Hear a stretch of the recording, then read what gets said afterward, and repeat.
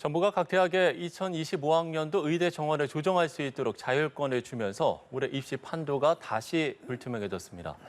이처럼 의대 정원에 또다시 변수가 생기자 수험생과 학부모들의 혼란이 커진 모습인데요. 이 시간 입시 전문가와 함께 자세한 이야기 나눠보도록 하겠습니다. 임성호 종로학원 대표 나오셨습니다. 대표님 안녕하십니까? 예. 자, 일단 지금쯤 대입 일정이 어떻게 되는지 궁금한데 글쎄요, 대략적인 입시 전략을 세워놓을 수도 있는 시기입니까? 어떻습니까? 보통 때 같으면은 지금 고등학교 3학년 학생의 입장에서는 학교 내신은 거의 90%가 2학년 때까지 끝이 난 상황이죠. 그래서 지금부터는 내신에 집중을 하거나 수능에 집중을 하거나 그럴 때이고 특별한 입시의 변수가 없는 시점이죠, 지금이. 그런데 지금은 모집 정원 자체가 확정이 안 되었고 또 모집 정원이 어떻게 결정이 되느냐에 따라서 합격 점수에 변화가 생길 수 있는 요인이 발생을 하고 있다. 그리고 지금 재수생들은 이미 다 결정이 된 것이 아니라 재수생들 중에서 대학을 다니면서 새롭게 도전하는 어떤 반수생이라든지 이런 규모가 실제 전체 재수생에서 반수생이 한 절반 이상을 차지하고 있습니다, 지금. 반수생이 더 늘어날 수도 있는 상황이다. 그러면 고3 입장에서는 수능에 강한 재수생들, 반수생들이 많이 들어오게 되면 내 성적이 좀 밀리지 않을까 이런 우려가 되는 상황이기도 하죠, 지금. 예, 그렇군요. 말씀해 주신 그런 부분들 때문에 지금 수험생이나 학부모들 모두 좀 혼란스러운 상황인 것 같은데 다시 한번 그 의대 증원 이야기를 해보면 결론적으로 내년도 입시의 의대 증원 규모가 기존 이제 2,000명에서 1,000명까지 줄어들 수가 있는 거죠?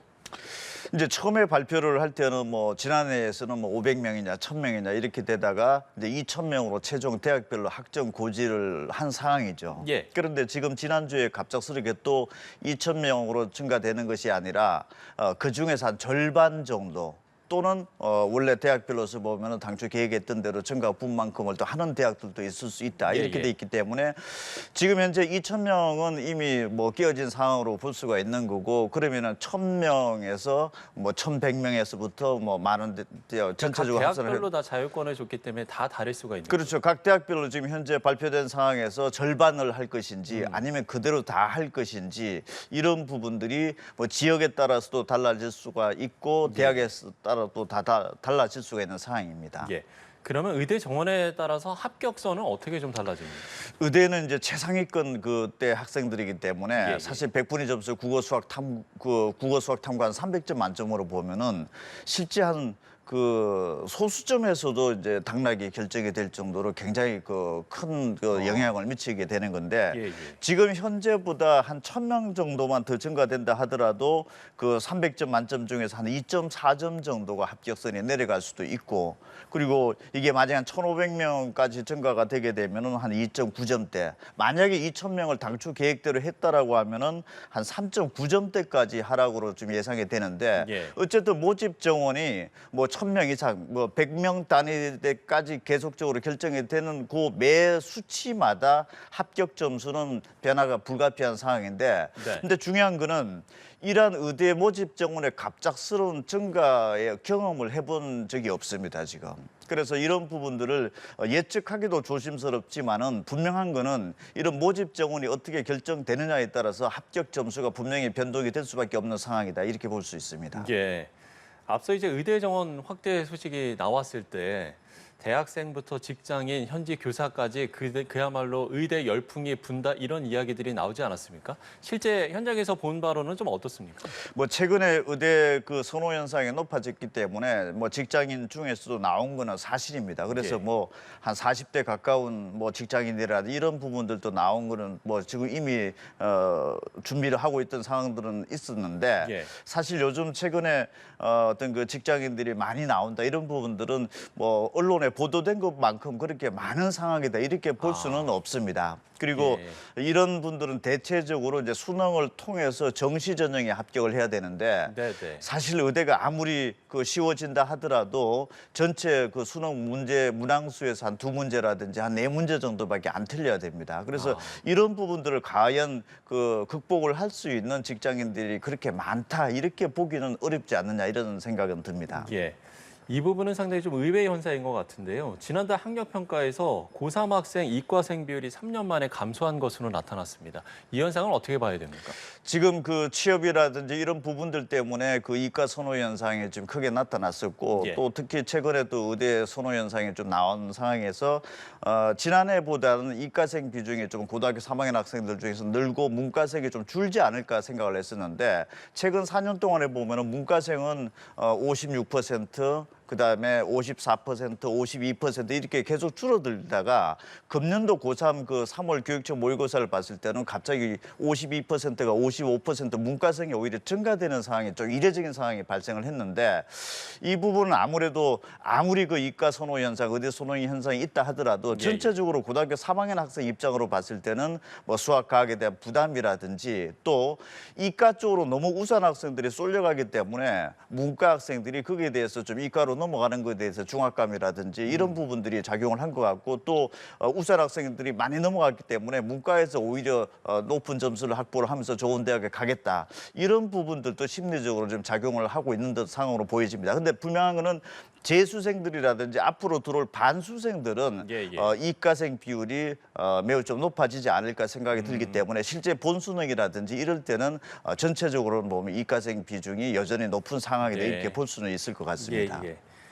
현재 교육부는 대학별 모집 정원 제출 기한이 이제 이번 달 30일이면은 변함이 없다라고 못을 박지 않았습니까? 만약에 이렇게 의대 모집 인원 윤곽이 드러나게 된다면 혼선이 좀 잦아들까요? 어떻습니까? 시작이라고 볼 수가 있는 거죠. 이제 모집 정원이 확정이 되면은 어느 정도의 어떤 그 합격 점수의 변화가 있을 것인가 이런 부분들을 이제 정밀하게 이제 따져보면서 예측 점수가 나올 테고 또 이렇게 되면은 기존의 이공계를 지원하고자 했던 학생들도 의대 쪽으로 방향을 틀 수가 있고 또 그렇다라면은 그만큼 또 그 이공계 일반학과의 합격선에도 영향을 미칠 수가 있는 거죠. 그럼 연쇄적으로 상위권 학생들이 의대 쪽으로 빠져나가면서 그 상위권 빈자리를 또 채워야 되는 중상위권, 또 중상위권을 또 중위권에서 채워야 된다라든지 이런 연쇄적인 이동의 어떤 현상들이 얼마만큼 강도가 또 규모가 크게 나타날지에 대해서는 모집 정원이 확대가 되고 그러면 그때부터 본격적으로 나올 수 있는 거기 때문에 수험생 입장에서는 새로운 시작이 되었다 이렇게 볼 수가 있는 거죠. 의대 정원이 그 규모에 따라서 이공계열 합격 점수도 달라지기 때문에 이공계 전반적으로 영향을 미친다고 하던데 이 부분은 맞습니까? 지금 의대 모집 정원이 한 1,000명 정도가 증가된다 하더라도 지금 뭐 소형고 이공계 지금 현재 다니고 있는 학생들 중에서 한 60%대 정도는 마음만 먹으면은 의대 쪽에 수능 점수로서 지원과 합격이 가능할 것으로 예상이 되고 있습니다. 그러면 현재 이제 소형고 다니는 학생들 중에서는 한 45% 정도대가 또 의대 쪽으로 이동을 할 수 있는 가능권 학생들이 이게 60%로 증가하게 되고 또 만약에 한 1,500명 정도가 모집 정원이 확대가 되면은 이게 한 8%까지가 올라갈 수가 있고 만약에 당초 예정대로 2,000명이 그대로 정원이 된다라고 하면은 서영고 이공계에 합격을 한 학생 중에서 약 80% 정도 때는 마음만 먹으면 이동이 가능할 수 있는 거기 때문에 이 이동의 폭 자체가 절대 적은 규모가 아닌 거죠. 그러면 그 빈자리를 밑에서 채워 올라간다라고 했을 때는 연쇄적인 합격선의 변화가 생길 수가 있는 거고 만약에 아무리 의대가 그렇게 만들어진다 하더라도 이공계 쪽의 선호 현상들이 오히려 더 크게 나타나서 의대 쪽으로 이동을 하지 않는다라고 하면은 의대의 합격선 자체가 기존보다는 또 크게 또 하락할 요인도 있을 수 있다 이렇게 볼 수가 있죠. 알겠습니다. 어찌됐든 이제 이번 달에 2025학년도 의대 모집 인원 윤곽이 이제 드러날 전망이니까요. 앞으로의 상황을 좀 지켜봐야 될 것 같습니다. 자, 그런가 하면 내년도 대입에서 전국 간호대 입학 정원도 1,000명 늘어나게 됩니다. 이건 이제 어떤 변수로 작용할까요?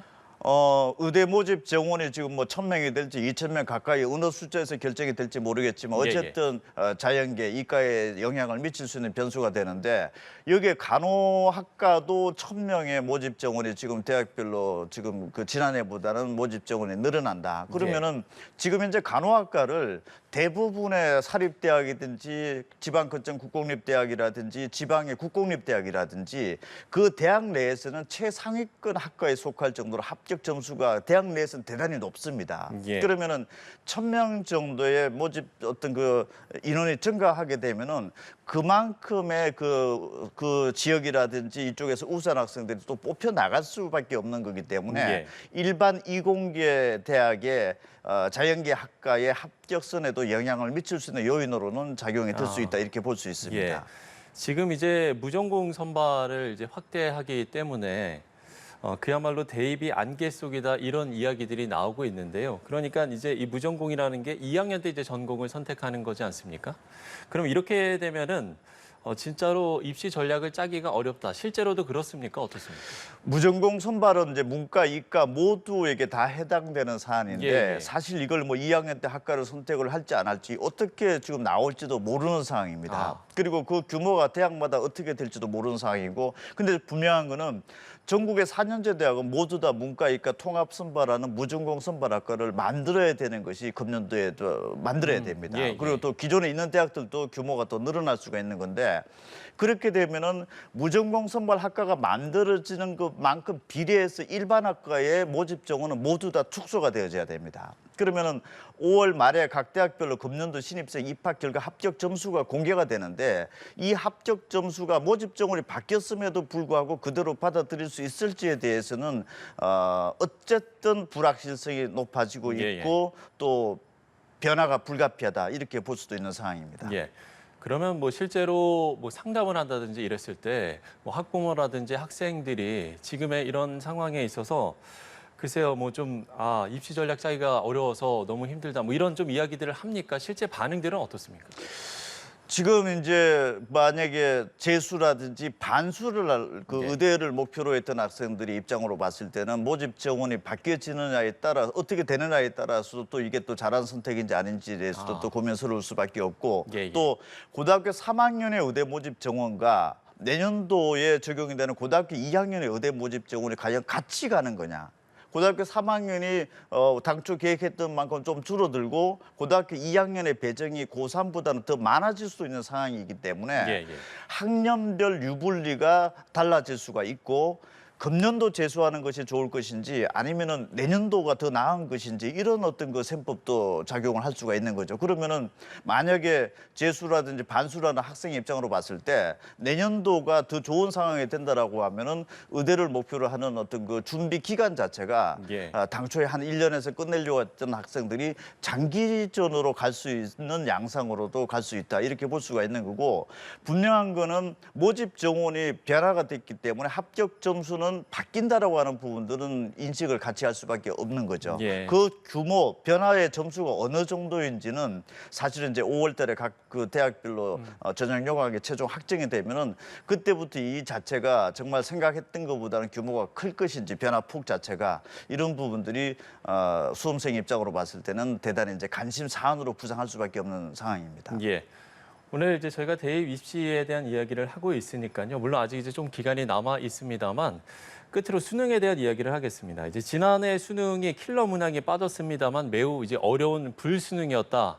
이런 이제 평가들이 나왔었는데 올해의 난이도도 상당히 관심사인 것 같습니다. 올해는 좀 어떻게 예상을 하십니까? 이게 작년도 수능이 뭐 한 5개월 앞두고 이제 킬러 문항에 빠진다라고 하니까 수능이 좀 쉬워지는 것 아니냐 그렇게 됐었는데 결론적으로 보면은 수능은 변별력이 있게 출제가 되는 거죠. 이게 표현에 따라서는 뭐 좀 어렵게 출제되었다. 어려운 문제는 빠졌지만은 변별력 있게 출제되었다 이렇게 되는 상황인데 사실은 지난해에 좀 어려웠다라고 하는 부분들은 좀 인식을 같이 할 수 있습니다. 특히 영어 과목 같은 경우에는 절대평가이지만은 예전에 상대평가일 때보다 더 어려웠으면 어려웠지 어떤 그 절대평가의 취지하고는 좀 달랐죠. 그래서 절대평가 영어 과목은 어떻게 보면 지난해보다는 좀 의도적으로 좀 쉽게 출제할 가능성도 있는데 문제는 전체 재수생이 그 수능 접수자가 17만 명 정도가 됩니다. 전체 수능 총 응시생이 한 50만 명에 한 35% 정도 되는데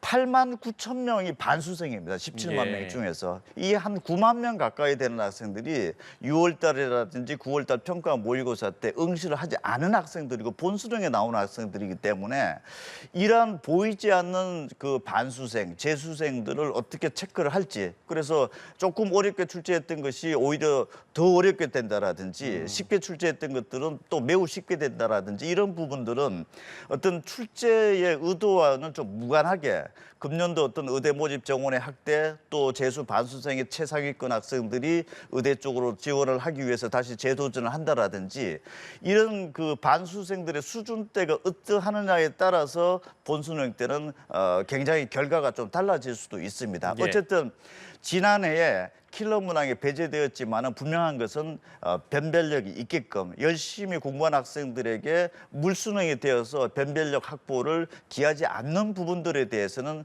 출제 당국에서도 분명히 그런 부분들은 아니다라고 했기 때문에 금년도에도 단순하게 지난해보다 쉬워진다 이렇게 예상하는 것보다는 변별력이 분명히 있게끔 출제를 한다라고 하는 부분들에 대해서는 수험생들이 인식을 하는 것이 바람직할 것으로 보여집니다. 예, 단순히 쉬워지기보다는 변별력이 있게끔 출제될 것이다. 이렇게 이야기를 해주셨습니다. 올해 수능 전망까지 임성호 종로학원 대표와 함께 이야기 나눠봤습니다. 오늘 말씀 고맙습니다.